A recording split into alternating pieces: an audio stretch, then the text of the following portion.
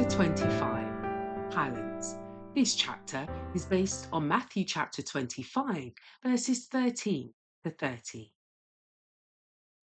Upon the slothful servant, the sentence was, Take therefore the talent from him, and give it unto him which hath 10 talents. Here, as in the reward of the faithful worker, is indicated not merely the reward of the final judgment, but the gradual process of retribution in this life. As in the natural, so in the spiritual world. Every power unused will weaken and decay. Activity is the law of life. Idleness is death. The manifestation of the Spirit is given to every man to profit withal. 1 Corinthians chapter 12, verse 7. Employed to bless others, his gifts increase. Shut up, the self-serving, they diminish and are finally withdrawn. He who refuses to impart that which he has received will at last find he has nothing to give. He is consenting to a process that surely dwarfs and finally destroys faculties of the soul.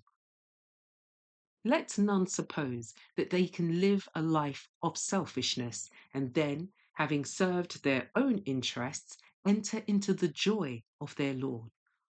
In the joy of unselfish love, they could not participate. They would not be fitted for the heavenly courts.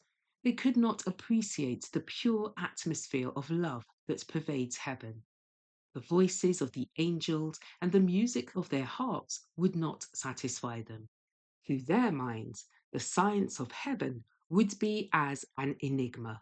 In the great judgment day, those who have not worked for Christ, those who have drifted along, carrying no responsibility, thinking of themselves, pleasing themselves, will be placed by the judge of all the earth with those who did evil.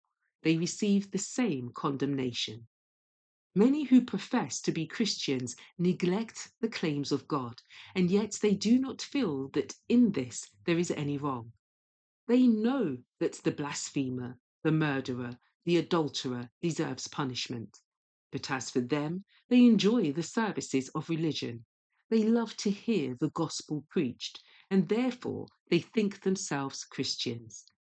Though they have spent their lives in caring for themselves, they will be as much surprised as was the unfaithful servant in the parable to hear the sentence, Take the talent from him. Like the Jews, they mistake the enjoyment of their blessing for the use they should make of them.